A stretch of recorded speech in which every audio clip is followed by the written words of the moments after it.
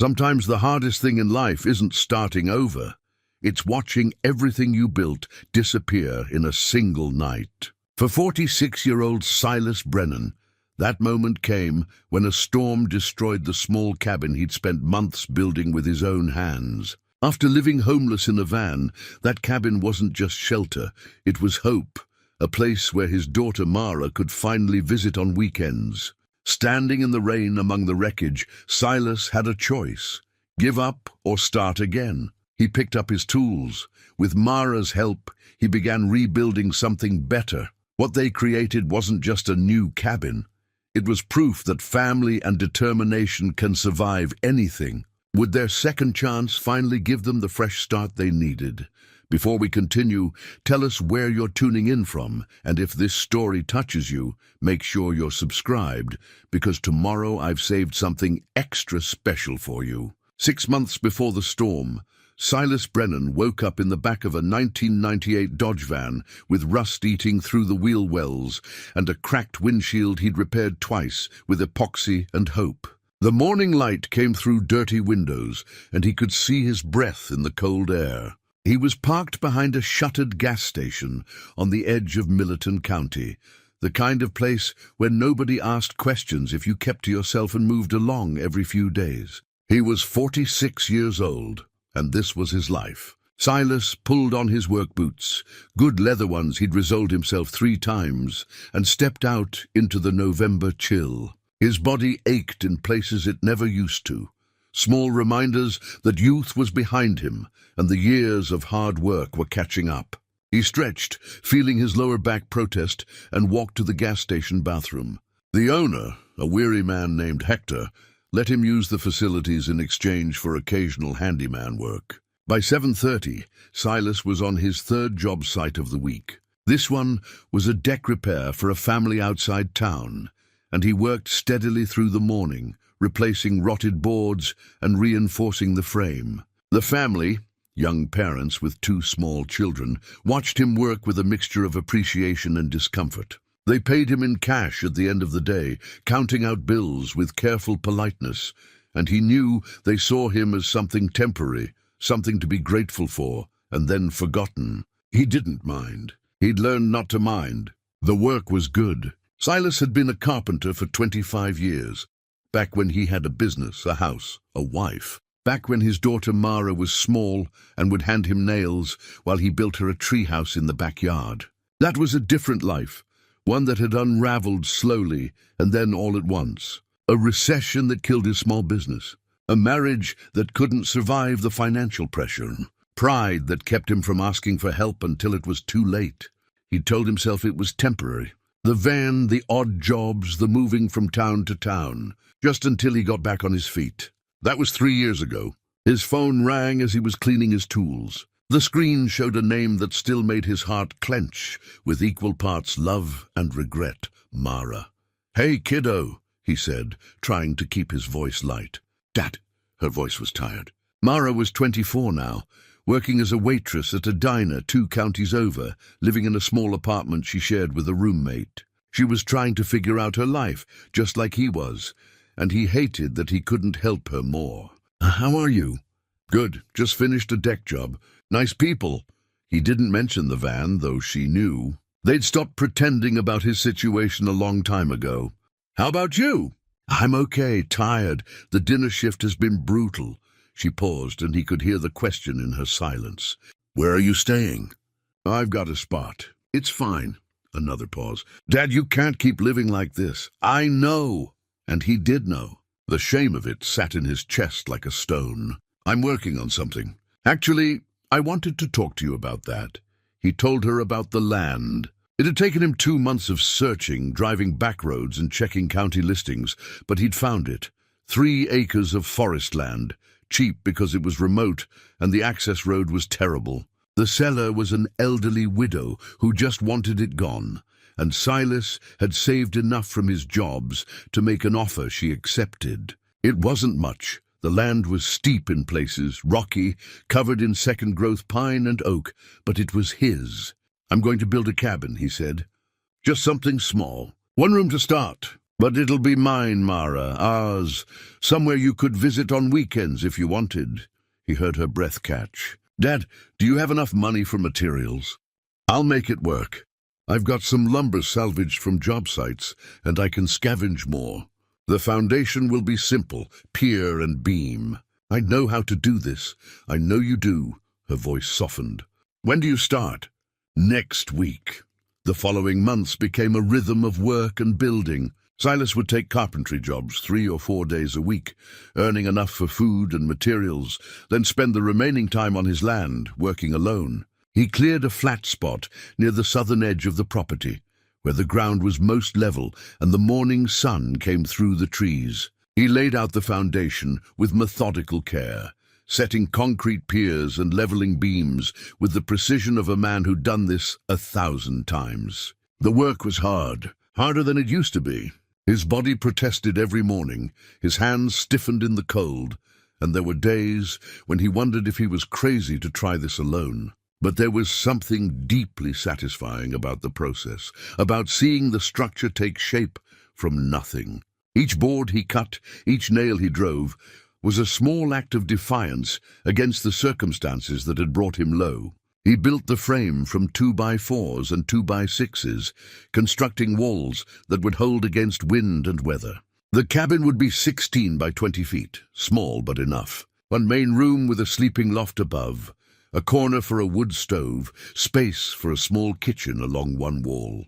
He salvaged windows from a demolition site, old farmhouse glass that someone else would have thrown away. He found a metal roof at a salvage yard, panels that were dented but functional. Mara came to visit on a Saturday in early spring, parking her old Honda on the rutted access road and walking the last 100 yards through the trees. Silas heard her coming and climbed down from the roof where he'd been working. She stood at the edge of the clearing, looking at the structure with wide eyes. "Dad," she said softly, "you really did it." The cabin wasn't finished. There was still interior work, insulation to add, the wood stove to install, but the bones were there. 4 walls, a roof, a door he'd hung himself. It looked small against the forest, humble and rough, but it was real.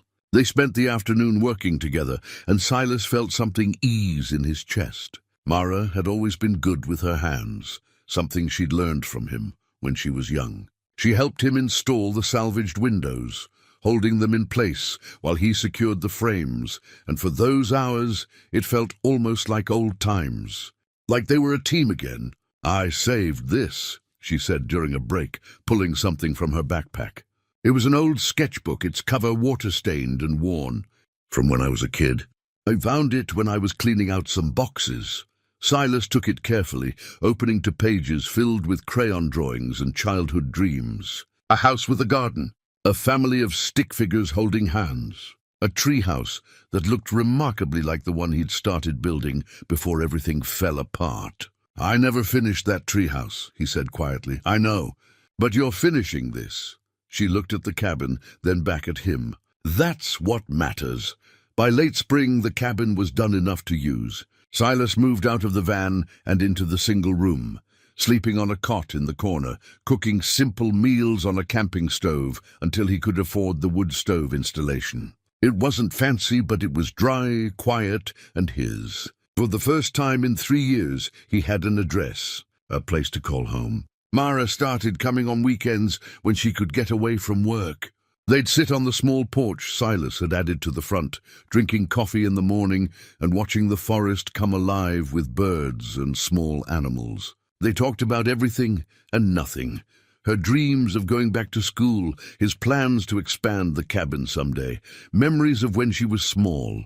"I'm proud of you," she said one evening as the sun set through the trees, "for not giving up." "I'm proud of you too," he replied.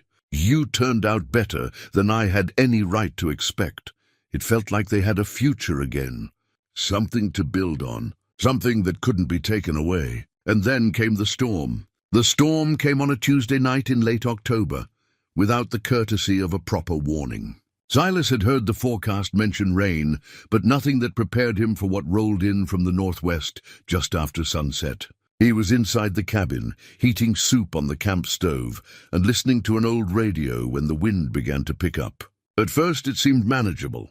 The cabin had weathered storms before, spring squalls and summer thunderstorms that tested the roof and walls. But within 20 minutes, the wind had escalated from strong gusts to sustained fury. The metal roof began to groan and flex. Rain hammered against the walls with percussive force. Silas stood in the center of the room, watching the ceiling beams shudder.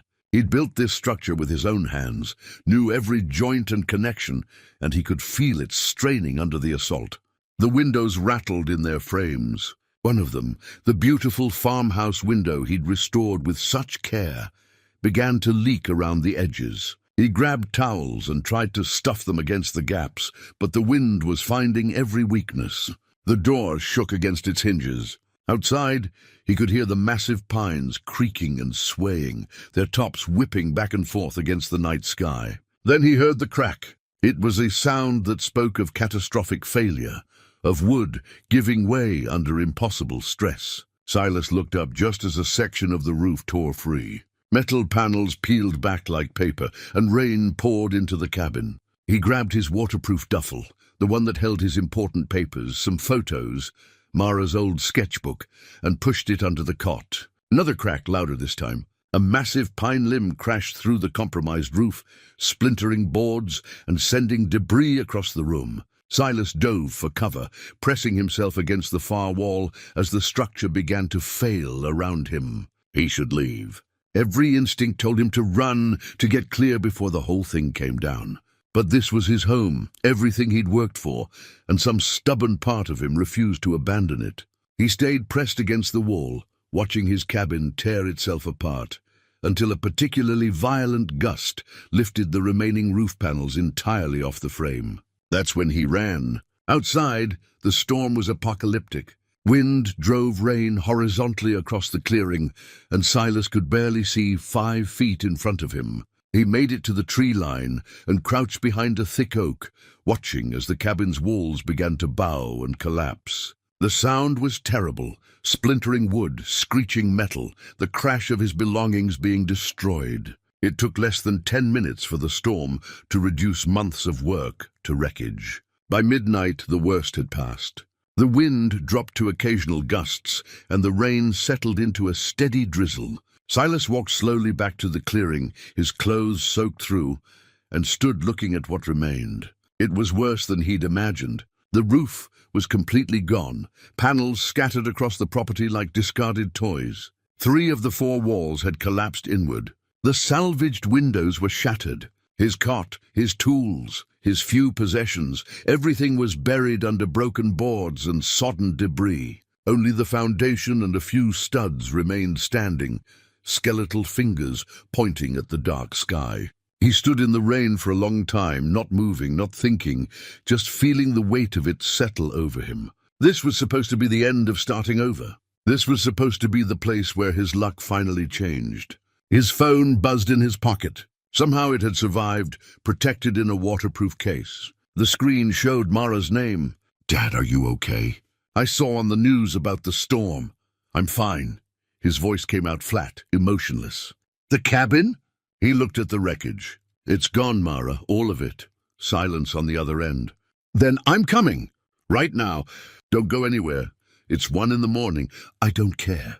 I'll be there in 2 hours." She hung up before he could argue. Silas put the phone away and walked through the debris field, stepping carefully over broken boards and twisted metal. He found his duffel bag under the collapsed frame of the cot, miraculously dry. Inside, the photos and documents were safe. Mara's sketchbook was intact. Small mercies. He managed to retrieve his tool belt from the wreckage, and his old carpenter's hammer, the one with the taped handle that had been with him for 20 years. The head was still good, the handle still solid. He stood there holding it, this simple tool that had built 100 things, and felt something shift inside him. Most men would walk away. Most men would see this as a sign, a final message from the universe that some things weren't meant to be. He'd thought that himself, standing in the rain, feeling the full weight of defeat. But as he held that hammer, he thought about Mara driving through the night to be with him. He thought about the months of work that had gone into the first cabin, the satisfaction of building something with his own hands. He thought about the alternative, going back to the van, back to moving from town to town, back to having nothing. He'd built this once. He could build it again. Mara arrived just before 3 in the morning, her headlights cutting through the drizzle as she navigated the rough access road. She parked and ran to him, and he caught her in a hug that felt like the only solid thing left in the world. "Oh, Dad," she whispered, looking at the destruction. "I'm so sorry." They stood together in the clearing as dawn began to break, grey light revealing the full extent of the damage. It looked even worse in daylight, a complete loss. Everything scattered and broken, months of work erased in a single night. "What are you going to do?" Mara asked quietly. Silas bent down and picked up a salvage board, checking it for damage. Still good. He found another, then another. Some of the lumber could be saved, some of the metal roofing. The foundation was intact. He had his tools. "I'm going to rebuild," he said simply. Mara looked at him with surprise and something else, something that might have been pride or might have been concern. "By yourself?" He met her eyes. "I was hoping you might help." She was quiet for a moment, looking from him to the wreckage and back again. Then she nodded slowly. Yeah, I can take some time off work. We'll do it together." As the sun rose higher, they began sorting through the debris, separating what could be salvaged from what was truly lost. It was slow, methodical work, but it gave them something to do besides stare at the destruction. They worked side by side, father and daughter, beginning the long process of starting over. Again. The morning after the storm felt like waking up in someone else's life. Silas and Mara had spent the night in her car, seats reclined as far as they'd go, getting maybe 2 hours of sleep between them. When dawn came properly, they stepped back into the clearing and faced the work ahead. "We need a plan," Mara said, surveying the wreckage with her hands on her hips. She looked tired but determined, her hair pulled back in a practical ponytail. "We can't just start throwing boards around." Silas nodded. She was right. The first cabin had been built from desperation and whatever materials he could scavenge. This time needed to be different, more intentional, stronger. They spent the first hour simply walking the perimeter, assessing what remained. The concrete piers that formed the foundation were undamaged, solid and level, exactly as Silas had set them months ago. That was something. The frame lumber scattered across the property was mostly salvageable, though some pieces had cracked or splintered beyond use. The metal roofing was dented, but could be straightened and reused. "We'll need more lumber for sure," Silas said, making mental calculations. 2x6s for the new frame, plywood for sheathing. "And we should do this right. Add proper insulation this time, maybe make it a bit larger." "How much larger?" "Another 4 feet on the length. Give us room for a real kitchen area, maybe a small bathroom eventually." He caught himself, hearing the optimism in his voice and wondering if it was foolish. "If we can afford it." Mara pulled out her phone and opened a notes app. "Let's make a list. Everything we need, everything we have, everything we can salvage. Then we'll know what we're actually dealing with." They worked methodically through the morning, creating piles, good lumber, damaged lumber, metal roofing, hardware and fasteners they could reuse. And finally, the pile of things too broken to save. Silas found himself remembering the construction of each piece as they sorted. This board had been part of the west wall, that one from the sleeping loft. It felt like conducting an autopsy on something he'd loved. Around noon, they heard an engine laboring up the access road. A dusty pickup truck emerged from the trees, and Silas recognized it immediately. Floyd Hutchins, his nearest neighbor at 73 years old, climbed out slowly, favoring his left leg. "Heard about the storm," Floyd said by way of greeting. He looked at the wreckage and shook his head. "That's a damn shame, Silas. You put good work into that cabin. Appreciate you coming out." "Floyd." The older man walked the perimeter with them, occasionally bending to examine a piece of lumber or test the foundation with his boot. Floyd had been a surveyor before he retired, and he still had the careful eye of someone who understood how things should be built. "Foundation's good," he confirmed. "That's half the battle right there. You planning to rebuild? We are, Mara answered before Silas could. Together this time, Floyd smiled at her. Smart girl. 2 sets of hands make lighter work. He turned to Silas. I've got some extra tar paper in my barn, and a box of roofing nails. You're welcome to them. Floyd, I can't, you can, and you will. Neighbors help neighbors. Besides, I've got no use for them anymore. He clapped Silas on the shoulder. I'll bring them by tomorrow. And if you need an extra hand with the heavy lifting, you let me know. I'm old, but I'm not useless yet. After Floyd left, they took a break sitting on the tailgate of Mara's car and eating sandwiches she'd brought from home. The physical work had helped. It gave them something to do, besides think about how overwhelming the task ahead really was. I remember when you taught me to use a hammer, Mara said quietly. I was maybe 8 years old. You let me help you build that garden shed behind the house. Silas smiled at the memory. You hit your thumb on the first try. And you didn't make fun of me. You just showed me again, slower. Made sure I understood the motion. She looked at him. I've been thinking about that a lot lately. All the things you taught me before everything fell apart. I should have taught you more. Should have been there more consistently. You're here now. She hopped off the tailgate. Come on. Let's mark out the new foundation. They spent the afternoon with string line and measuring tape, staking out the corners of what would be the new cabin. 20 feet by 20 feet this time, enough room to breathe, to have distinct areas for sleeping, cooking, living. Silas drove 4 wooden stakes into the ground, at the corners, wrapping each one with red surveyor's tape that Floyd had left behind years ago. These stakes felt different than the ones he'd used for the first cabin. Those had been placed in desperation, a homeless man trying to claw his way back to stability. These stakes were placed with intention, with planning, with his daughter beside him. They represented partnership. As the sun began to set, they'd sorted all the salvageable materials and created a detailed list of what they'd need to purchase. The numbers weren't encouraging. Even with Floyd's donations and the materials they could reuse, Silas estimated they'd need at least $3,000 for lumber, roofing, windows, and basic fixtures. He had $400 saved. I can contribute some, Mara offered, reading his expression. I've got about $800 in savings. Mara, that's your money. It's our cabin, Dad. Our project. She met his eyes with a stubbornness he recognized from her childhood. We're doing this together, remember?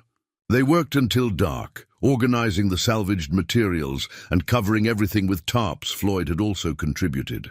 By the time they were done, Silas's back ached and his hands were raw, but they'd accomplished something. The chaos had been sorted into order. The wreckage had been transformed into resources. That night, they returned to Mara's apartment, a small 1-bedroom she shared with a roommate who was thankfully away for the week. Silas took the couch, grateful for a real roof and walls, even if they weren't his own. They sat together in the small living room, Mara sketching possible layouts on graph paper while Silas reviewed the materials list. We're going to need more money, he said finally. I can pick up extra carpentry work, maybe a few longer projects, and I'll take extra shifts at the diner. Mara looked up from her sketches. Dad, I need to ask you something. Why is this so important to you? The cabin, I mean. You could find a room to rent somewhere, get a regular job, have an easier life. Silas was quiet for a moment, choosing his words carefully. Because I need to prove something. To myself, maybe. That I can still build something that lasts. That I'm not just, he paused, the words catching, that I'm not just a man who lost everything and gave up. You never gave up. I came close. He looked at her. Having you here, working on this together, it means more than you know. She reached over and squeezed his hand. We're going to build something amazing, Dad, something that'll stand through any storm. 3 weeks into the rebuild, Silas woke before dawn in Mara's apartment and dressed quietly in the dark. He'd been taking carpentry jobs 4 days a week now, leaving early and returning late, his body exhausted, but his wallet slowly growing heavier. Every dollar went into a coffee can on Mara's kitchen counter, their building fund that climbed with painful slowness toward what they needed. Mara had taken time off from the diner, 2 weeks unpaid leave that her manager had grudgingly approved. She spent those days at the property, working on the foundation and framing, while Silas earned money in town. They developed a rhythm. He'd leave instructions each morning, and she'd send him photos throughout the day showing her progress. This morning, though, they were both going to the property. It was Saturday, and they had serious work to do. The foundation was ready. Silas had spent the previous weekend reinforcing the pier and beam system, adding extra support where the storm had revealed weaknesses. Now the dimensional lumber was stacked and ready. 2x6s they'd bought at cost, from a supplier who'd heard their story and given them a contractor's discount. "Ready to frame some walls?" Silas asked, as they pulled up to the property. Mara climbed out of the car, wearing his old tool belt. It was too large for her, the leather worn and shaped to his body, but she refused to adjust it. She'd been wearing it for 3 weeks now, and Silas had noticed her competence growing daily. What had started as tentative hammer swings had become confident, efficient strikes. They worked through the morning, cutting studs and assembling wall frames on the ground before raising them into place. It was demanding work that required coordination and communication. Mara learned to read his gestures, to anticipate when he needed another board or a different tool. They moved together like a team that had been doing this for years instead of weeks. Around midday, Floyd arrived with a cooler of lemonade and sandwiches his late wife's recipe had inspired him to make. He sat on an overturned bucket and watched them work, occasionally offering advice or steadying a board while they secured it. "You've got a good apprentice there, Silas," Floyd said, nodding toward Mara. "She's better than good. She's got the instinct for it." Silas wiped sweat from his forehead. "Can't teach that." During their lunch break, sitting in the shade of the pines, Floyd asked the question Silas had been avoiding thinking about too deeply. "You mind if I ask what happened? I mean, how a man with your skills ends up living in a van?" Silas was quiet for a moment, but something about Floyd's gentle tone made him want to answer honestly. "I had a carpentry business. Did custom work, renovations, some new construction. Was doing pretty well for about 15 years. What changed? The recession hit hard. I'd taken out loans to buy better equipment, expand the business. When the work dried up, I couldn't make the payments. Lost the business, then the house. My wife Christine..." He paused, the name still difficult after all these years. "She tried to hold on, but I wasn't easy to live with. I was angry all the time, proud, refused help from anyone. She finally took Mara and left. Mara had stopped eating, listening to her father tell a story she'd only known pieces of. I convinced myself I could rebuild quickly," Silas continued. "Took whatever work I could find, but I was too proud to file bankruptcy, too stubborn to ask for assistance. Just kept digging the hole deeper. Eventually the apartment went too. The van was all I had left. And you've been on the road since then? 3 years. Moving county to county. Taking day jobs, sleeping in parking lots." He looked at the cabin frame rising before them. "This land, this cabin, it's the first permanent thing I've had since I lost everything. It matters." Floyd nodded slowly. "My wife passed 4 years ago. Cancer. After she was gone, I thought about selling the property, moving to one of those senior communities. But then I realized the house we built together, that's where her memory lives. Sometimes holding on to a place means holding on to yourself." They sat in comfortable silence for a while, 3 people connected by the understanding that home meant more than walls and a roof. The afternoon brought new challenges. Mara was cutting joists for the floor when Silas heard her curse, a rare sound that made him look up sharply. She was standing over the saw, staring at a board she'd just cut. "What's wrong?" "I measured wrong." Her voice was tight with frustration. "Cut it 4 inches too short. That's a $12 board wasted." Silas walked over and examined the cut. She was right. The measurement was off, and the joist was now useless for its intended purpose. He saw the tension in her shoulders, the way her jaw clenched against disappointment. "It happens," he said calmly. "I've wasted more lumber than you can imagine. We don't have money to waste." "No, we don't. But we have enough to absorb one mistake." He picked up the shortened board. This isn't waste. We'll use it for blocking between the joists. Nothing's truly wasted if you're creative enough. He spent the next hour teaching her how to double-check measurements, how to mark boards clearly. Before cutting, how to account for the saw blade's width. She listened intently, and he could see her filing away each lesson, building a mental library of carpentry knowledge. By the end of the day, they'd framed 3 of the 4 walls, and Mara had successfully cut a dozen joists without error. The structure was beginning to take shape, rising from the foundation like a promise being kept. As they were cleaning up, a pickup truck Silas didn't recognize pulled up the access road. A woman in her 50s stepped out, wearing a church volunteer shirt and carrying a wooden crate. "Are you Silas Brennan?" she called. "I am. I'm Janet from Militant Community Church. We heard about your situation, about the storm and the rebuild. The congregation took up a collection." She hefted the crate. 4 new windows. They're not fancy, but they're double pane and they seal properly. Silas stared at her, momentarily speechless. "Ma'am, I don't know what to say." "Say you'll accept them.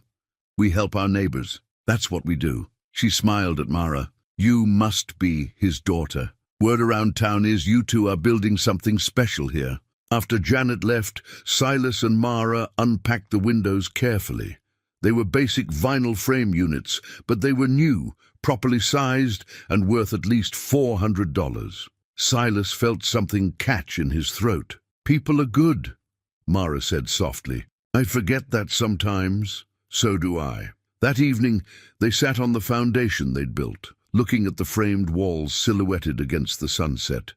The structure was still skeletal, incomplete, but it was undeniably real. Silas pulled out his old carpenter's hammer and began carving something into one of the corner posts, careful, deliberate marks. "What are you doing?" Mara asked.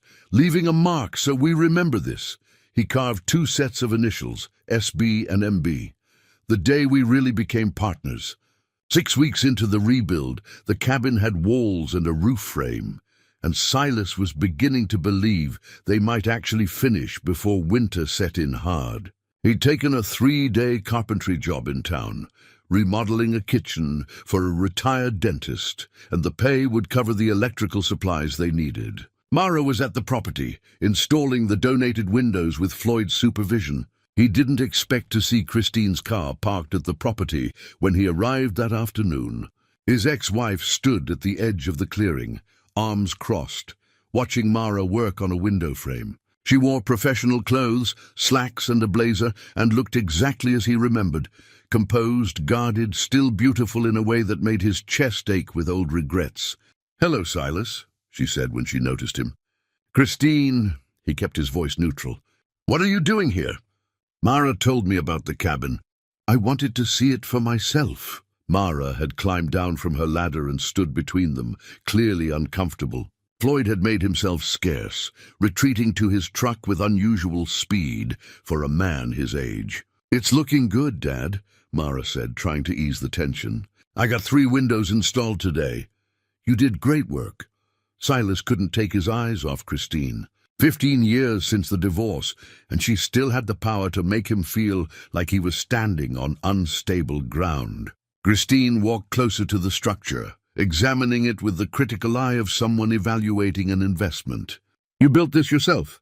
"We built it," Mara corrected. "Together." "It's impressive." Christine's tone was carefully neutral. "But Silas, can we talk privately?"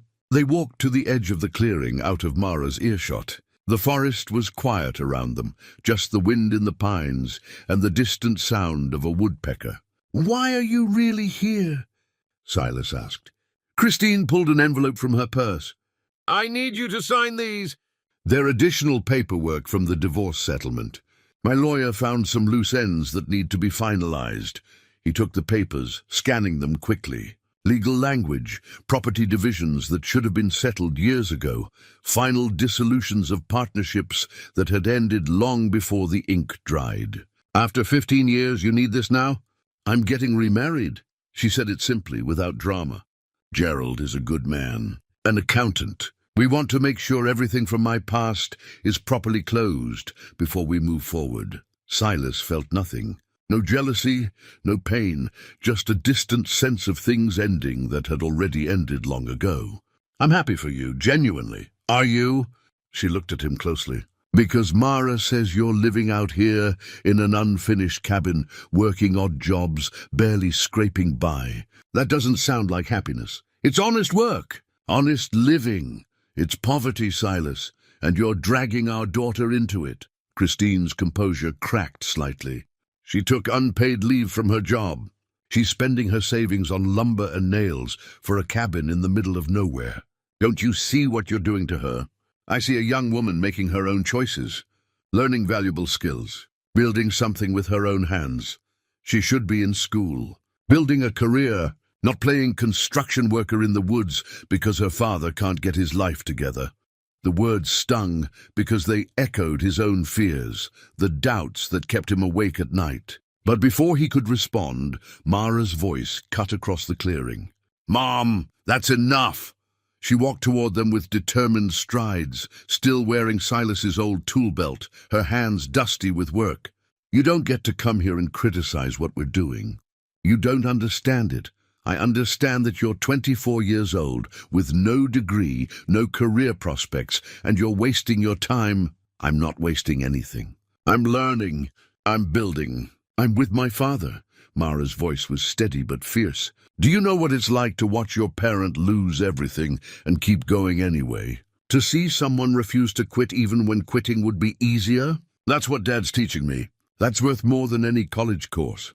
Christine looked between them, and Silas saw something shift in her expression. Not agreement, but perhaps understanding, or at least resignation. "I just want you to have opportunities," Christine said quietly to Mara. "Real opportunities, security.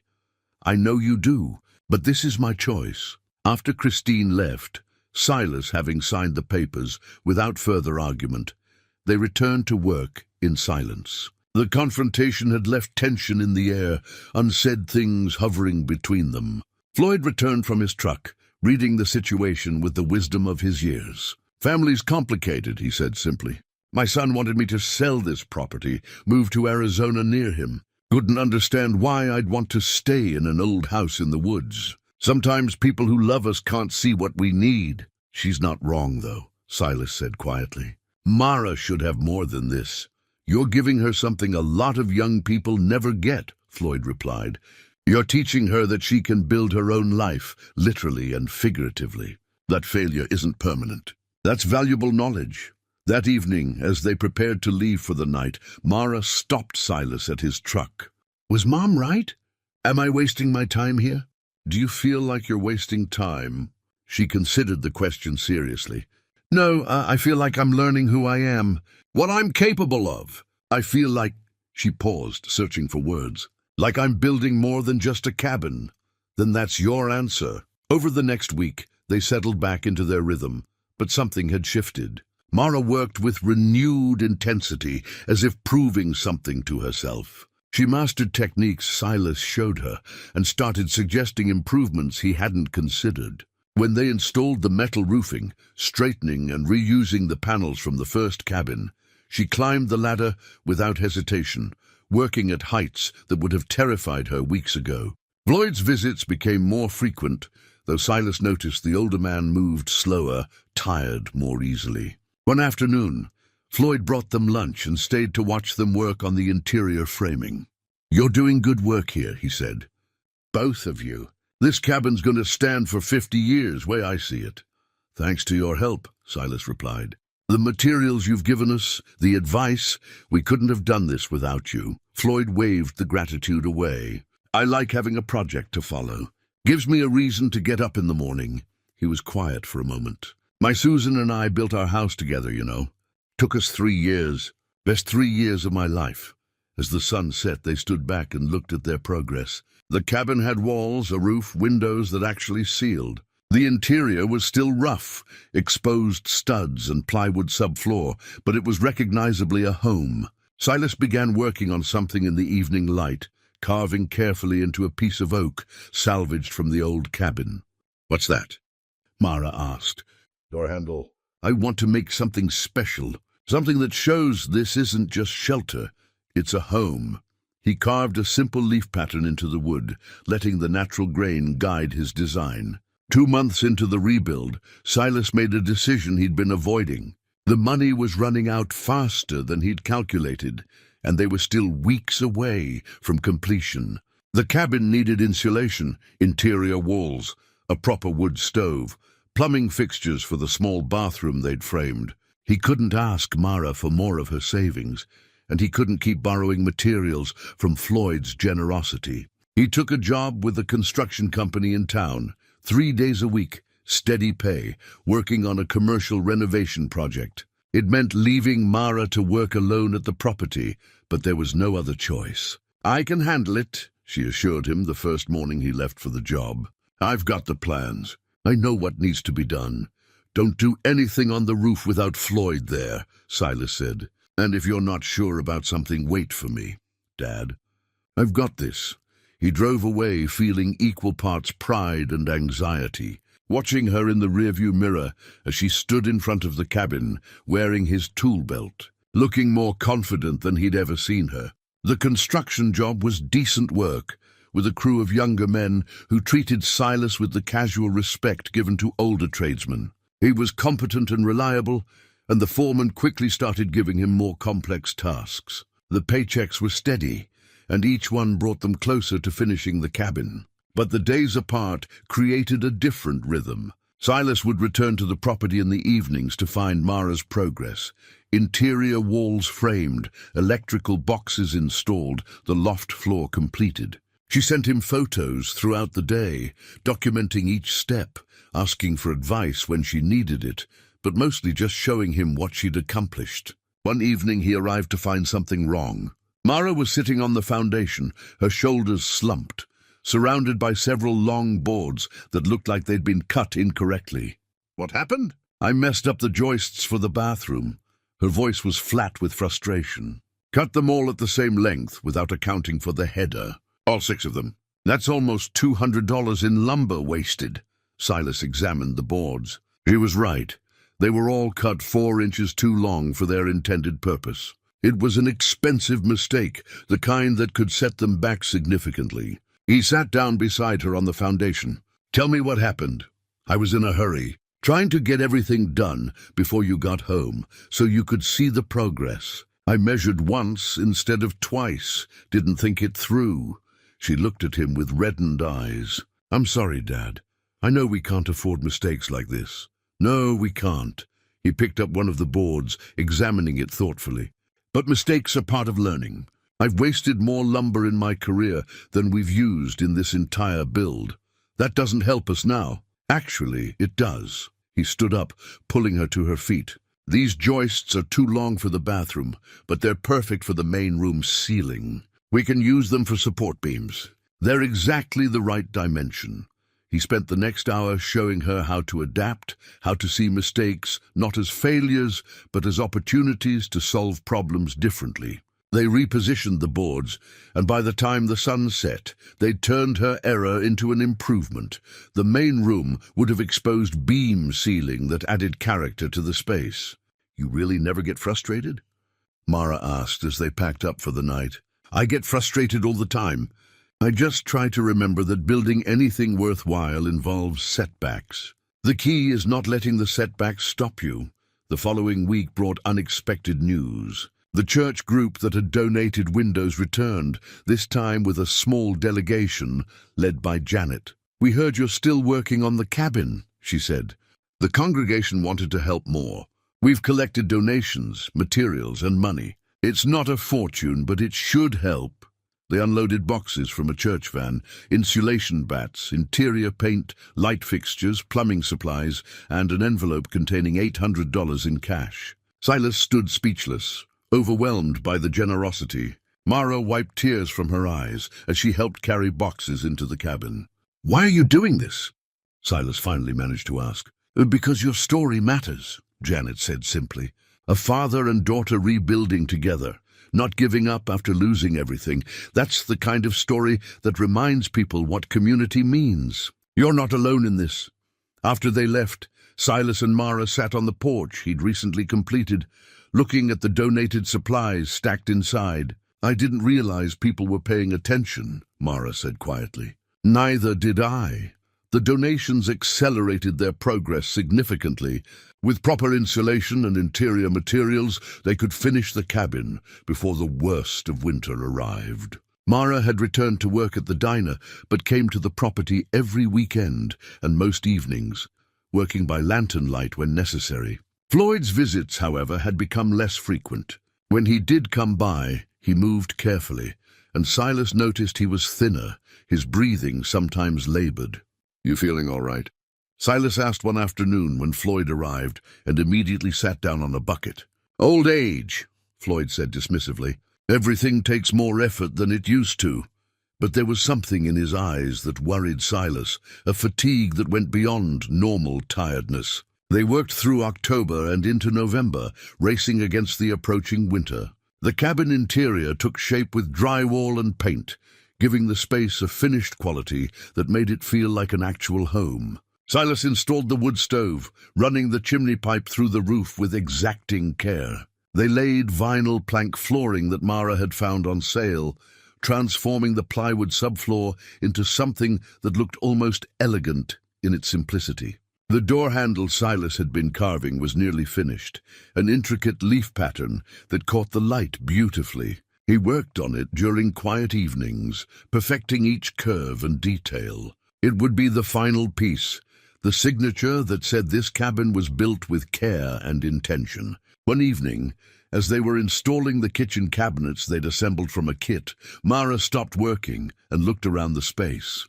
"It's really happening," she said. "This is really becoming a home." "It is. I've been thinking." She paused, choosing her words carefully.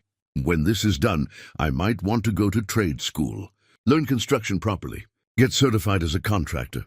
Silas felt something warm spread through his chest. "You'd be good at it." "You think so?" "I know so. You've got the skills and the temperament. More importantly, you've got the persistence. That's what separates people who succeed in this work from people who don't." She smiled, returning to work on the cabinet installation. Outside, the first snow of the season began to fall, light flakes drifting past the windows. Inside the cabin, father and daughter worked together, building something that would last. The cabin was 3 weeks from completion when the certified letter arrived. Silas had just returned from his construction job, tired but satisfied with the day's work. He found the envelope wedged in the door of Mara's apartment, marked with official county seals and the words, "Important legal notice," stamped across the front. He opened it standing in the hallway, and the words on the page made his vision narrow. "Notice of property, boundary dispute." The letter was dense with legal language, but the essential message was clear. There was an error in the property deed from 30 years ago. The coordinates listed for Silas's 3 acres didn't match the actual plot where he'd built the cabin. According to a recent survey commissioned by Frontier Development Corporation, Silas's cabins sat on land that belonged to them. Land they'd purchased 6 months ago as part of a planned residential development. He had 30 days to remove all structures from the property or face legal action. Silas read the letter 3 times, his hands shaking. This couldn't be real. He'd checked the deed carefully before purchasing, had walked the boundaries, had done everything right. But the letter included survey maps, coordinate comparisons, and documentation showing that the original surveyor had made an error decades ago. The plot Silas actually owned was 200 yards to the west, steeper, rockier, nearly unbuildable. Everything they'd worked for, all the months of labor, the money spent, the community support, it was all on the wrong piece of land. When Mara came home an hour later, she found him sitting at the kitchen table, the letter spread in front of him, looking like a man who'd been physically struck. "Dad, what's wrong?" He handed her the letter without speaking. She read it slowly, her expression shifting from confusion to disbelief to anger. "This can't be legal. They can't just... We've been building for months. Everyone knows we're here." "The coordinates don't lie." His voice came out hollow. "I built on the wrong land. No, we're going to fight this." She pulled out her phone, already searching for lawyers. There has to be something we can do. Squatters' rights, adverse possession, something. Mara, we don't have money for lawyers. Then we'll find someone who'll help. She stopped, seeing the defeat in his eyes. Dad, you can't give up. Not after everything we've been through, but the weight of it was crushing. To lose the cabin to a storm had been devastating, but to lose it to a property line error, to bureaucracy and corporate development, that felt like a different kind of cruelty. The universe telling him he didn't deserve stability, didn't deserve a home. The next morning, Floyd arrived at the property before Silas and Mara did. He was waiting by his truck, looking grim. I heard, he said simply. Janet from the church called me. Word spreads fast in small communities. I don't know what to do, Floyd. Silas stood, looking at the cabin, so close to finished, so beautiful in the morning light. I can't afford to move it, and can't afford to fight them in court. Floyd was quiet for a long moment. Then he walked to his truck and pulled out something from the passenger seat. It was an old brass compass, tarnished with age but still functional. This was my surveyor's compass. Used it for 40 years, mapping properties all over this county. He handed it to Silas. I remember when this land was first divided up. Early 1990s. There were problems even then. Young surveyor, rushed work, coordinates that didn't match the physical markers. I flagged several errors in my reports, but the county was overwhelmed with paperwork. Some of those errors never got corrected. You're saying this mistake is 30 years old. I'm saying I've seen frontier development use these old errors before. They buy up land cheap, then discover survey mistakes that let them claim neighboring properties. They did it to the Mitchells 3 years ago, to the Colemans before that. Floyd's expression hardened. I've got a friend, Constance Aldridge. Retired lawyer, sharp as they come. She hates what Frontier's been doing. Let me call her. Hope flickered, small but real. Floyd, I can't pay. She does pro bono work for cases like this. Cases where corporations are taking advantage of regular people. He pulled out his phone. Let me make the call. Within 2 days, Constance Aldridge was sitting in Mara's apartment, reviewing the deed, the survey maps, and the county records Floyd had helped retrieve. She was in her late 60s, grey hair pulled into a no-nonsense bun, reading glasses perched on her nose. This is exactly what I thought, she said, tapping the documents. Frontier Development has been using a shell company to acquire properties with deed errors, then discovering those errors to expand their holdings. They've done this at least 8 times in the last 5 years. Can we fight it? Mara asked. We can. There's legal precedent for adverse possession and for challenging surveys that were improperly conducted. The problem is, she looked at Silas seriously, this will take time and they have expensive lawyers. The 30-day deadline is designed to make you panic and give up. I won't move the cabin, Silas said. We'll fight. Good. I'll need everything you have. Receipts for materials, photos of the construction process, testimony from community members who've known you were building here. We need to show continuous, open use of the land. The next week was a blur of documentation and preparation. Mara created a detailed timeline of the construction, complete with photos she'd taken throughout the process. Janet from the church helped organize community members willing to testify. Floyd dug through old survey records, finding evidence of the original errors and Frontier's pattern of exploitation. Word spread through the county about the dispute. The local newspaper ran a story. Single father faces losing home to corporate development. The response was overwhelming. Letters to the county commissioners, donations to help with legal costs, offers of support from other families who'd faced similar situations. A town hall meeting was scheduled, and Silas found himself standing before a room full of neighbors he barely knew, speaking about his situation. Public speaking had never been his strength, but he forced himself to be honest. I'm not a complicated man, he told the crowd. I lost everything a few years ago. My business, my home, my dignity. This cabin, it's not just a building to me. It's proof that I could still create something, that my daughter and I could work together and build a future. If they take this, they're not just taking land. They're taking hope. The room erupted in applause. Even the county commissioner present looked moved. But the deadline was approaching, and Frontier Development showed no signs of backing down. Constance worked through the case with methodical precision, building their defense piece by piece.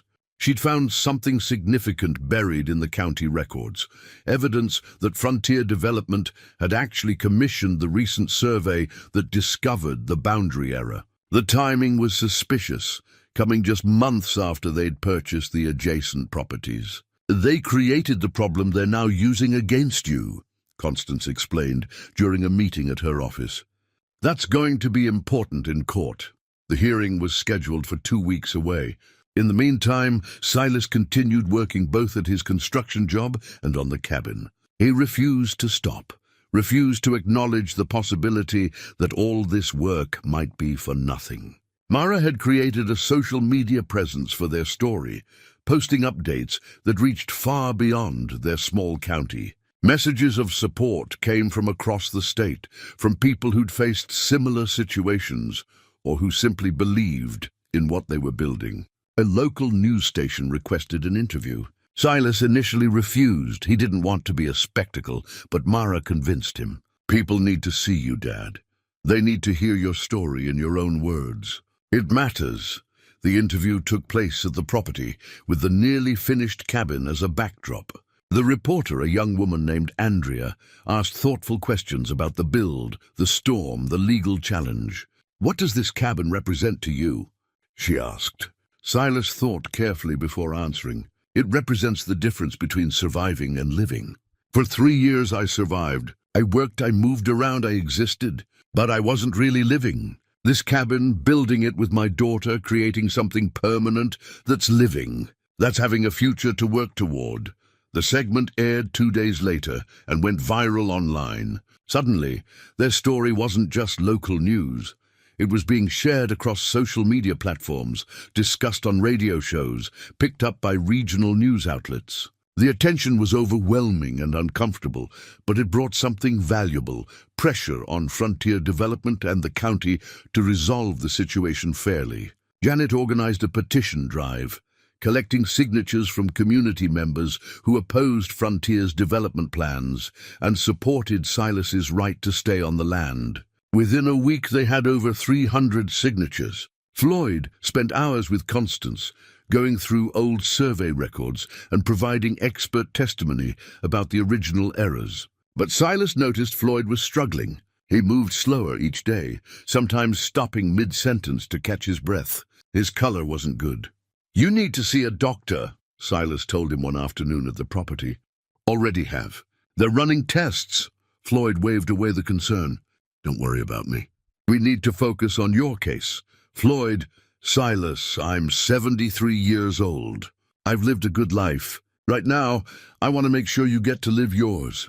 He smiled tiredly. "Besides, Susan would never forgive me if I didn't see this through. She always believed in helping neighbors." The property documentation Constance requested was extensive. Silas provided receipts for every material purchase, photos from every stage of construction, testimony from suppliers who'd worked with him. Mara compiled a digital presentation showing the timeline of the build, from the first cabin's construction to its destruction in the storm to the current rebuild.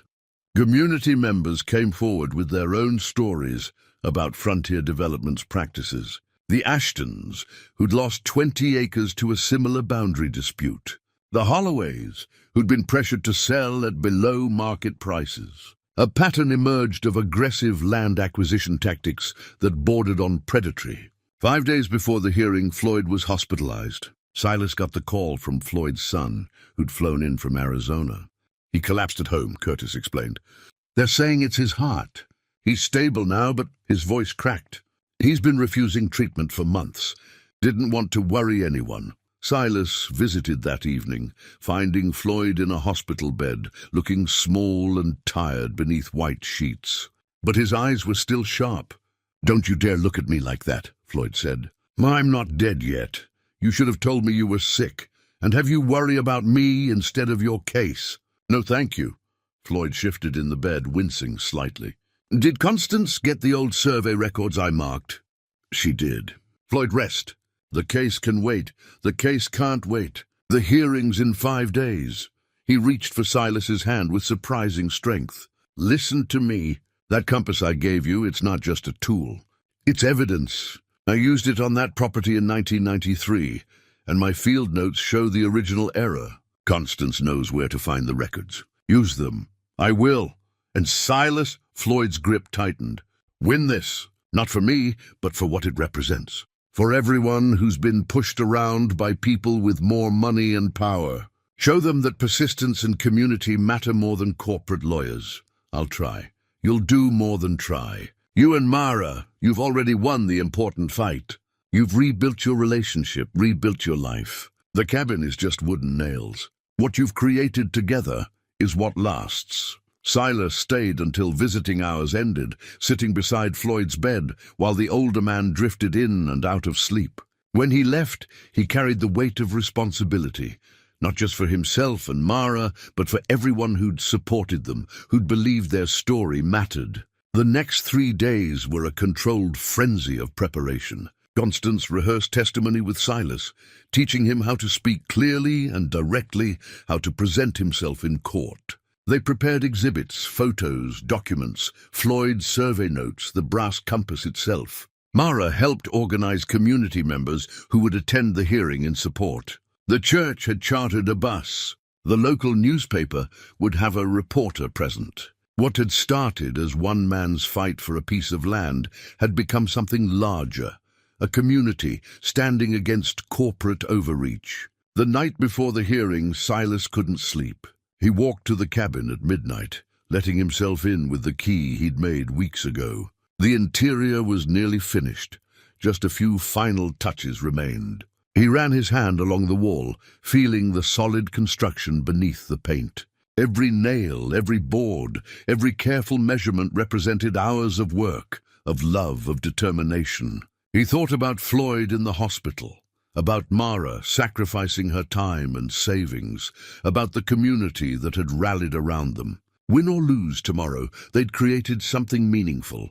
But he desperately wanted to win, not for pride, but because this place had become more than shelter. It had become the physical manifestation of starting over, of refusing to give up, of building something that lasted. As dawn broke, Silas stood on the porch watching the sun rise through the trees. Mara's car appeared on the access road right on time. "You ready?" she called as she climbed out. "As ready as I'll ever be." "Then let's go show them what we're made of." The courthouse was an imposing brick building in the county seat, with marble floors and high ceilings that made every sound echo. Silas wore the only dress shirt he owned, pressed carefully by Mara that morning, and felt deeply out of place among the lawyers in their expensive suits. The courtroom was packed. Silas saw Janet and members from the church filling 2 entire rows. Neighbors he barely knew had come to show support. The local newspaper reporter sat in the front, notebook ready. Mara sat directly behind the defendant's table, close enough that he could feel her presence like a steadying hand. Constance sat beside him, her reading glasses perched on her nose, case files organized with meticulous precision. She'd walked him through what to expect, but nothing could fully prepare him for the formal weight of the proceedings. "All rise," the bailiff announced. "The Honorable Judge Patricia Hendricks presiding." Judge Hendricks was a woman in her 60s with steel-grey hair and an expression that suggested she'd heard every excuse and argument imaginable. She settled into her chair and surveyed the crowded courtroom with raised eyebrows. "This appears to be generating significant community interest," she observed. "Let's proceed. I've reviewed the initial filings. Counsel for Frontier Development, you may begin." The lawyer representing Frontier was exactly what Silas expected. Mid-40s, perfectly groomed, carrying himself with the confidence of someone accustomed to winning. His name was Richard Stanton, and he spoke with practiced smoothness. "Your Honor, this is a straightforward matter of property law. My client, Frontier Development Corporation, legally purchased the property in question 6 months ago.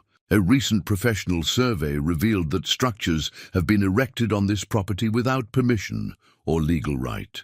The defendant, Mr. Brennan, claims ownership based on a deed with incorrect coordinates, an error made 30 years ago that has no bearing on current legal ownership. Stanton presented his case with clinical efficiency. He showed survey maps, property records, the deed with its coordinate error.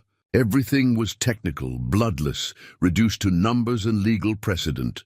He brought up a surveyor who testified about the coordinate discrepancy, speaking in terminology that made Silas's head spin. The witness explained how GPS technology had revealed the error, how the boundaries were clearly defined, how there was no ambiguity about which property belonged to whom. Mr. Brennan had 30 days to remove his structure. He has refused. We're simply asking the court to enforce legal property rights and order the removal of an unpermitted building from land that belongs to my client. This isn't personal.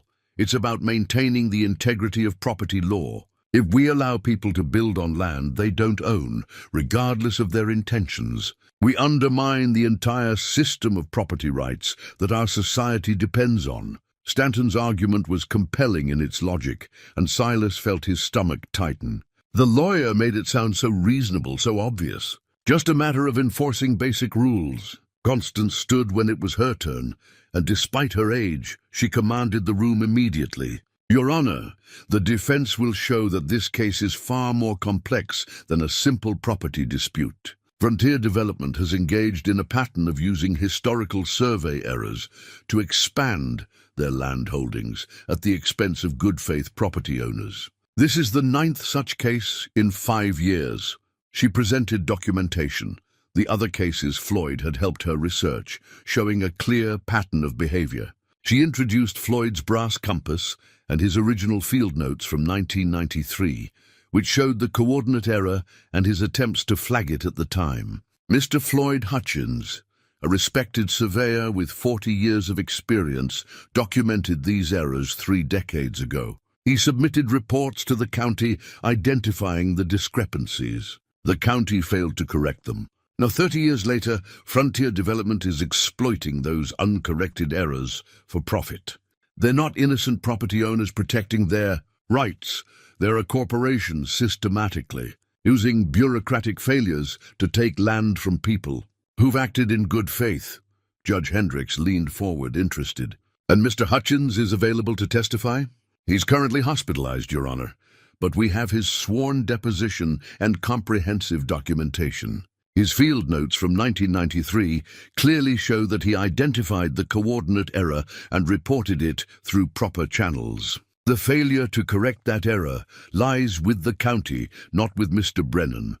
The morning proceeded with technical testimony about property surveys, boundary markers, and legal precedents. An expert witness for the defense explained how common survey errors were in the early 1990s, when technology was less precise and county record-keeping was often inadequate. Another witness, a retired county clerk, testified about the backlog of corrections that had never been processed. Stanton argued that regardless of the original error, Silas had built on land he didn't own. He brought up cases where property disputes had been resolved in favor of legal title holders, emphasizing that good intentions didn't override clear property rights. Constance countered with evidence of adverse possession. Silas had used the land openly for months, with the knowledge of the community, making improvements in good faith. She cited precedents where courts had protected property owners who'd relied on official records, even when those records contained errors. The defendant believed he was building on his own property, Constance argued. He purchased the land legally, relied on county records that the county itself had certified, and has invested significant resources based on that good faith belief. He's made no attempt to hide his construction. Everyone in the community knew about it. To allow Frontier Development to profit from exploiting a decades-old error that the county should have corrected would be fundamentally unjust and would set a dangerous precedent. By midday, Judge Hendricks called for a lunch recess. Silas stepped outside with Mara, feeling drained by the formal proceedings. The technical arguments, the legal terminology, the careful dance of courtroom procedure, it all felt removed from the reality of what they'd built. From the months of labor, and the meaning behind it. "You're doing great," Mara said. "Constance is destroying their arguments." "It's not about destroying arguments. It's about what's legal." Silas looked back at the courthouse, at the imposing building that would decide his fate. "The law might not care about fairness, then we'll make them care. We'll show them what this really means." After lunch, community members were called to testify. Janet spoke about the church's support and the community's knowledge of Silas's construction project. She described the donations they'd collected, the volunteers who'd helped, the way the story had resonated with people across the county. "This isn't just about one man and one cabin," she testified. "It's about whether we value honest work and community support, or whether we let corporations use technicalities to take advantage of good people." Several neighbors confirmed they'd seen Silas working on the land for months, that everyone knew about the cabin, that he'd never tried to hide what he was doing. Their testimony established the open and obvious nature of his possession. Then came testimony from families who'd faced similar situations with frontier development. The Ashtons described losing 20 acres to a boundary dispute that used the same tactics. An old survey error suddenly discovered after Frontier bought adjacent land. The Holloways explained how they'd been pressured to sell when survey discrepancies appeared in their deed, discrepancies that hadn't existed in previous county records. Judge Hendricks listened carefully, making notes, her expression unreadable. But Silas thought he detected something in her posture, a stiffening when the pattern became clear, a sharpness in her gaze when Stanton tried to dismiss the similarities as coincidence. Finally, Constance called Silas to the stand. He walked to the witness box on unsteady legs, placed his hand on the Bible, and swore to tell the truth. The courtroom felt enormous, all those eyes watching him, judging him, deciding whether his story mattered. Constance began with easy questions. His name, his age, his work history, how he'd found the property. Silas answered clearly, the way she'd coached him, keeping his responses direct and honest. "Mr. Brennan, tell the court about building the cabin." He took a breath and began. He described living in the van, working odd jobs across the county, saving every dollar to buy the land. He explained the months of construction, building the first cabin alone, with salvaged materials and determination. The storm that destroyed it. Standing in the rain looking at the wreckage. The decision to rebuild with Mara's help. "Why was this cabin so important to you?" Constance asked. Silas thought about Floyd's words in the hospital, about what home really meant. "For 3 years, I survived. I worked, I moved around, but I wasn't really living. I was just getting through each day, trying not to think too hard about how I'd lost everything. This cabin, building it with my daughter, gave me something to work toward. A future, a place where we could be a family again." Constance thanked Silas and sat down. The courtroom remained quiet, the weight of his testimony hanging in the air. Stanton stood for cross-examination, his expression carefully neutral. He approached the witness stand with measured steps, holding a manila folder. "Mr. Brennan, did you hire a professional surveyor before building your cabin?" "No, sir. I couldn't afford one." "Did you obtain building permits from the county?" "The county office told me permits weren't required for structures under 400 square feet on private land." But you weren't on your private land, were you?" Stanton's tone was matter-of-fact, not accusatory, which somehow made it worse. Silas met his eyes steadily. "I believed I was. The deed I purchased showed those coordinates. I walked the boundaries based on the markers that were there. I had no reason to think otherwise." Stanton circled back to technical details, trying to establish that Silas had been negligent, that a professional survey would have revealed the error. He pulled out documents showing the cost of basic surveys, suggesting they were affordable, that any reasonable person would have obtained one before making such a significant investment. "Mr. Brennan, you spent months building this cabin. You invested your savings. Wouldn't a few $100s for a professional survey have been a wise precaution?" "In hindsight, yes. But I was living in a van, sir. Every dollar went to materials or food. I trusted the county records because that's what they're supposed to be for, to tell people what land they own. But trust isn't the same as due diligence, is it?" Constance had prepared him for this line of questioning. Silas kept his voice calm, reasonable. I did everything a man in my situation could do. I checked the deed, I walked the property lines, I looked at the markers that were already there. Those markers had been in place for decades. The error wasn't mine.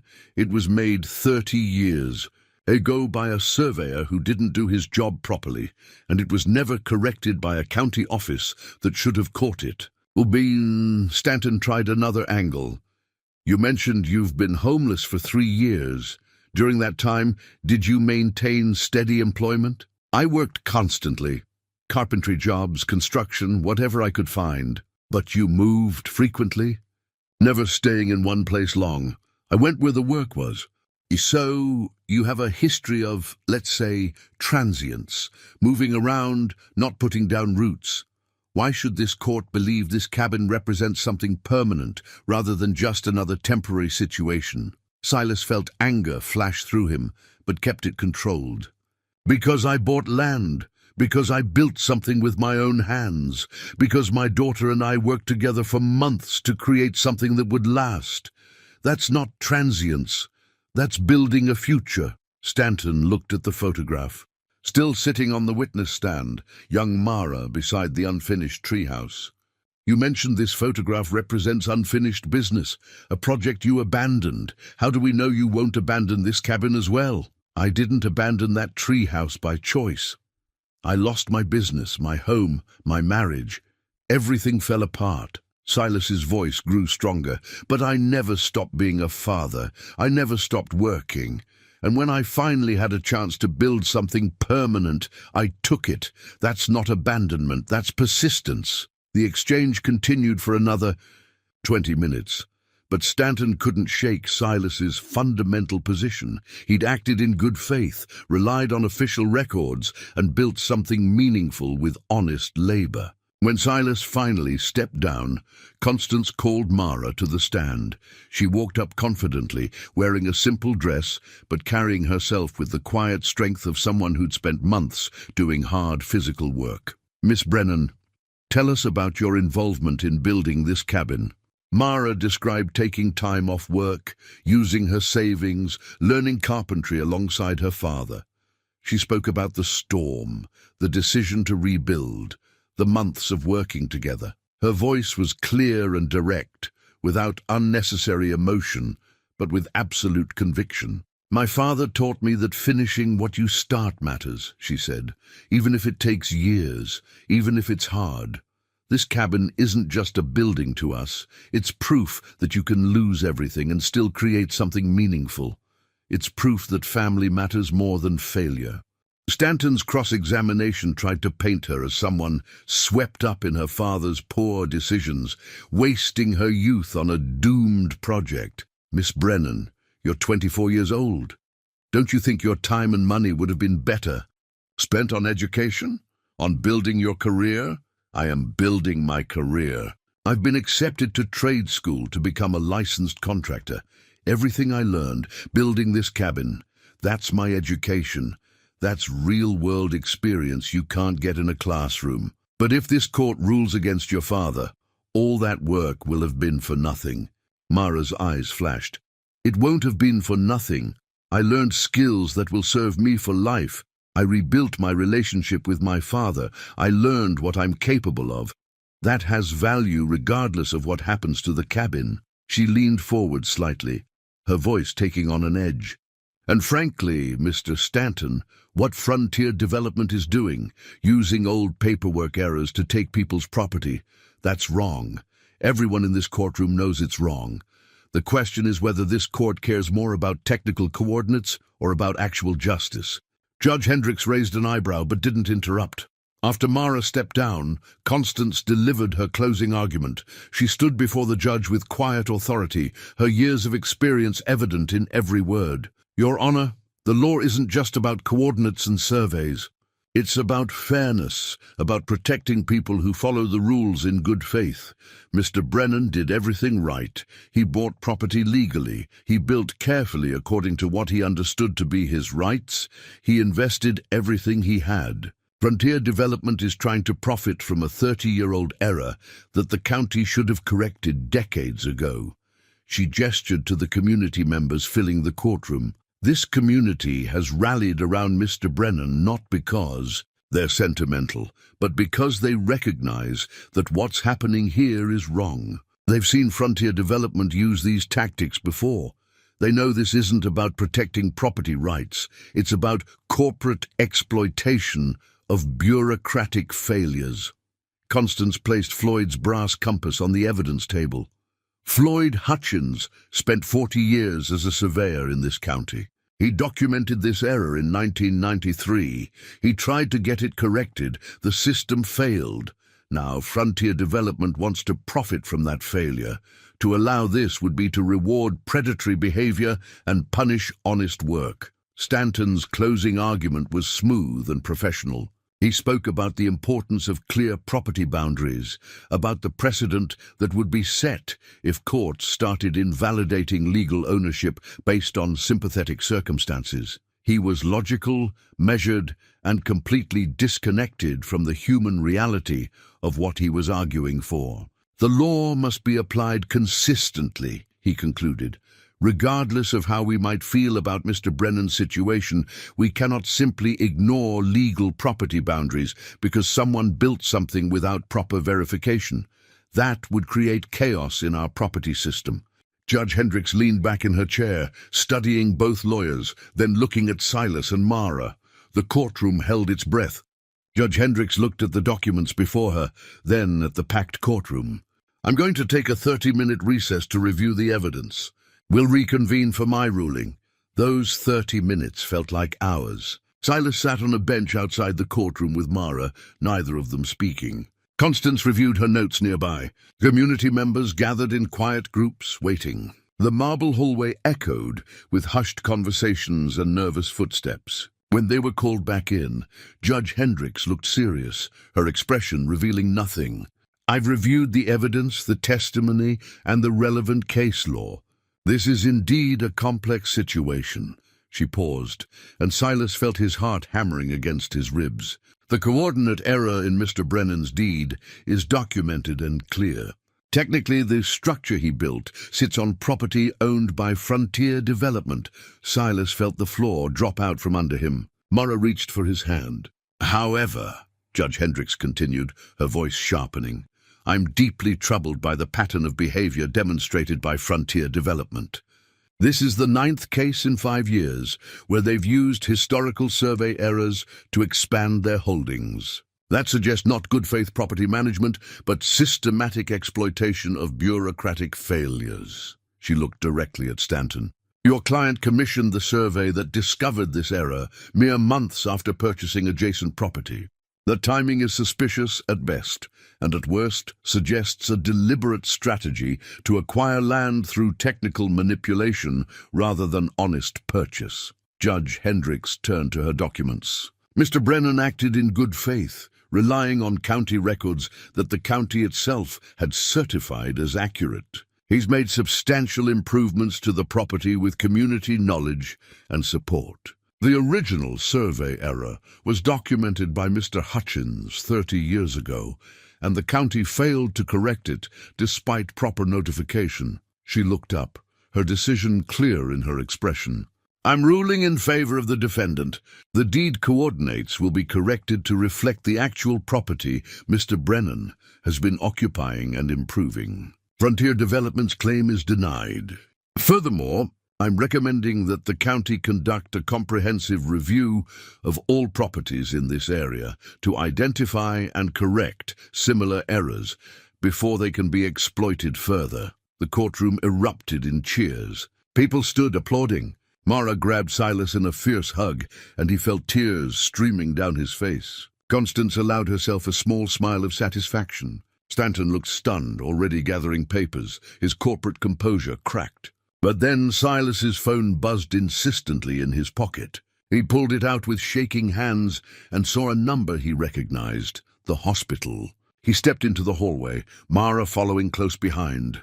The celebration continued inside, but Silas's world had narrowed to the voice on the phone. "Mr. Brennan, this is County General Hospital. I'm calling about Floyd Hutchins. I'm very sorry to inform you that he passed away approximately 20 minutes ago. His son Curtis asked us to contact you. Mr. Hutchins had left specific instructions. He wanted you to know that he wasn't worried, and that you should finish the cabin." Silas stood in the courthouse hallway, surrounded by celebrating community members who didn't yet understand and felt the victory turn bittersweet. Floyd had believed they would win, had known they would win, and he'd held on just long enough. "Dad," Mara's voice was gentle. "What is it?" "Floyd's gone. He died during the hearing." She wrapped her arms around him while people celebrated nearby, not understanding that the man who'd made this victory possible wouldn't see the finished cabin, wouldn't stand on the porch and admire the work, wouldn't know that his compass and his testimony had saved everything. 2 months later, on a crisp January morning, Silas stood in front of the completed cabin and felt the profound weight of everything that had brought him here. The structure was finished. Walls painted a warm cream, metal roof gleaming in the winter sun, windows reflecting the surrounding pines. Smoke rose from the chimney where the wood stove burned steadily. Today was Floyd's memorial service, held here at the cabin at Curtis's request. Floyd had left instructions that he didn't want a traditional funeral, but rather a gathering of friends at a place that meant something. People arrived throughout the morning. Janet and the church group, neighbors from surrounding properties, Constance with her husband, even some of the families who testified about their struggles with frontier development. They gathered in the clearing, perhaps 50 people, standing in the cold to honor a man who'd believed in helping others. Silas had been asked to speak. He stood before the group, feeling the responsibility of capturing what Floyd had meant. "Floyd Hutchins was my neighbor," he began, his voice steady despite the emotion. But he became much more than that. He became a teacher, a friend, and the reason this cabin exists. He told them about Floyd's first visit after the storm, about the materials donated, the wisdom shared, the brass compass that proved crucial in court. He spoke about Floyd's late wife, Susan, and how Floyd had understood what it meant to build a home with someone you loved. "Floyd told me that home isn't just built with wooden nails, it's built with persistence and community. He showed me that by being exactly the kind of neighbor everyone deserves. This place stands because Floyd Hutchins believed it should, because he believed I deserved a second chance." After the service, people toured the cabin. Silas had installed the hand-carved door handle that morning, the oak piece with its intricate leaf pattern catching the light. Above the door, Mara had mounted a brass plaque reading "Brennan and Brennan." The interior was simple but complete. A kitchen area along one wall, the wood stove radiating warmth, a sitting area with furniture Silas had built. The sleeping loft was accessible by a sturdy ladder, and the small bathroom had working plumbing. It wasn't large or fancy, but it was solid, warm, and home. Curtis found Silas on the porch as people were leaving. "Dad would have loved seeing this finished. He talked about you constantly. Said watching you build reminded him of his best years with Mom. I wish he could have seen it. He did, in a way. He knew you'd finish." Curtis handed him Floyd's brass compass. "He wanted you to have this. Said every builder needs to know where he stands." After everyone left, Silas and Mara sat on the porch in the quiet afternoon. Christine had visited earlier, genuinely impressed by what they'd accomplished, and a tentative peace had formed between the former spouses. "I start trade school next week," Mara said. "I've decided to live here while I'm studying, if that's okay. This is your home too, for as long as you want it." Over the following weeks, they settled into a new rhythm. Mara transformed the loft into her space. Silas continued his construction work, but now he returned each evening to a real home, to dinner with his daughter, to conversations about her classes and his projects. One evening in late February, Silas stood on the porch, watching the sun set through the trees. He thought about the journey, the business lost, the years in the van, the first cabin destroyed, the legal battle, Floyd's death.